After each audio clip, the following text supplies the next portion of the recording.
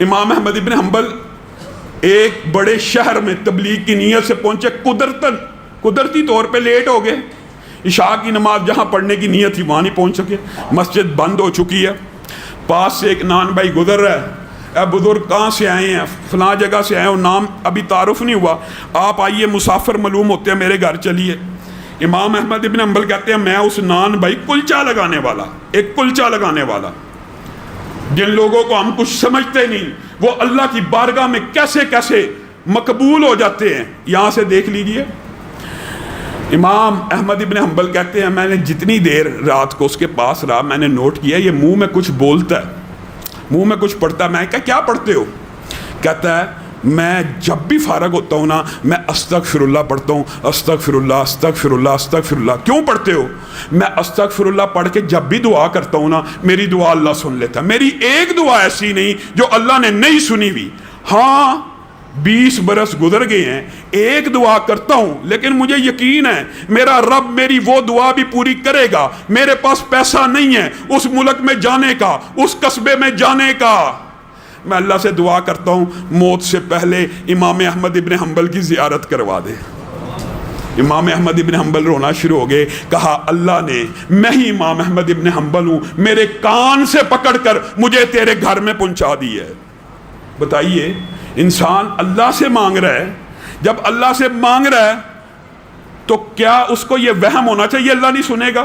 یہ وہم دل سے نکالنا ہے، خلوص نیت سے۔ پھر دعا کی قبولیت کے اندر ایک جو سب سے بڑا فیکٹر ہے وہ یہ بھی ہے کہ انسان جتنا سچ بولنے والا ہوگا اتنی جلدی دعا قبول ہوگی، انسان کا رزق جتنا پکیزہ ہوگا اتنی جلدی دعا قبول ہوگی۔ اس کی دلیل کیا ہے؟ یہ بھی حدیث سے ثابت ہے۔ نبی کریم صلی اللہ علیہ وسلم نے کہا ایک بندہ خانہ کعبہ کے اندر ہے، مسافر ہے، مسافر کی دعا قبول ہوتی ہے۔ جن لوگوں کی دعائیں قبول ہوتی ہیں نا، یہ بھی بات یاد رکھیں، موضوع اصل میں طویل، اپنی بات کو مختصر کرتا ہوں انشاءاللہ، اس کے بعد تراویح پڑھتے ہیں۔ جن لوگوں کی دعا قبول ہوتی ہے ان میں مسافر شامل ہے، ان میں مظلوم شامل ہے، ان میں اللہ کے فضل و کرم سے ہم روزے دار شامل ہیں۔ روزے دار کی پورے دن کی دعا قبول ہوتی ہے۔ ایک فضیلت یہ عمومی اور دوسری افطاری کے وقت کی قبول ہوتی ہے، یہ خصوصی فضیلت ہے۔ جب بھی افطاری کا وقت ہو کچھ دیر قبل دعا کیا کیجئے تاکہ اللہ تعالیٰ افطاری کے وقت کی بھی دعاؤں کو سنتا ہے۔ پھر جمعے کے دن اللہ تعالیٰ نے ایک گھڑی رکھی ہوئی ہے دعا کو سننے کی۔ پھر اذان اور اقامت کے مابین اللہ تعالیٰ نے ایک طویل موضوع ہے، جب موقع آیا انشاءاللہ تفصیل بیان کریں گے، صرف آپ یاد کریں کہ موقع کیا کیا ہے۔ اذان اور اقامت کے مابین جو وقت ہے اس کو دعا کے لیے مختص کریں، بارش ہو رہی ہو اس کو دعا کے لیے مختص کریں، دوران بارش بھی۔ اور پھر نبی کریم نے کہا کوئی والد جب اپنے بیٹے کے لیے یا بیٹی کے لیے دعا کرتا ہے اللہ تعالیٰ اور اس کے مابین کوئی حجاب نہیں ہوتا، والدین کی دعا لگتی ہے، اسی لیے نبی کریم نے یہ بھی منع کر دیا کہ اپنے بچوں کو بددعا نہ دیا کرو۔ عام بندے کے منہ سے نکل جاتا ہے دفع ہو جاؤ، لعنت ہے تجھ پہ، اس طرح کے الفاظ جب منہ سے نکلتے ہیں نبی کریم نے کہا کئی مرتبہ قبولیت کا وقت ہوتا ہے اور اللہ تعالیٰ قبول کر لیتا ہے، منہ سے ایسے الفاظ بھی والدین نے نہیں نکالنے۔ تو میں کہہ رہا تھا وہ حدیث کیا ہے، خانہ کعبہ کے اندر بندہ کھڑا ہے، مسافر ہے، بال بکھرے ہوئے ہیں، مٹی لگی ہوئی ہے، اور رب کو کس نام سے پکار رہا ہے؟ یا رب، یا رب۔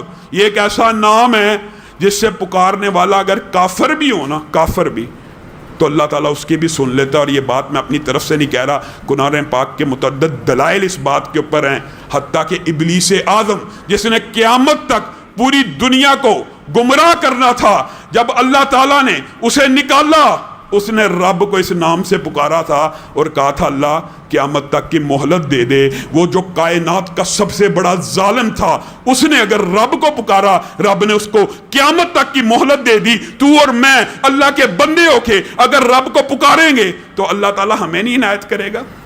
یہ کیسے ہو سکتا ہے؟ ہاں رزق حلال اور صدق مقال ہونا چاہیے۔ کیوں؟ نبی کریم نے کہا یہ بندہ یا رب کہہ کے دعا کر رہا ہے لیکن اس کا کھانا حرام کا، اس کا پہننا حرام کا، پھر کیسے ہو سکتا ہے کہ حرام کا کھانا کھایا ہو، حرام پہ جسم پلا ہو، حرام کے کپڑے پہنے ہو اور اللہ کو رب کہہ رہا ہو تو اللہ تعالیٰ اس کی دعا کو سن لے گا؟ نہیں سنے گا۔ اللہ رب العزت ہمیں اپنی بارگاہ میں بے شمار دعائیں کرنے کی توفیق عنایت فرمائے۔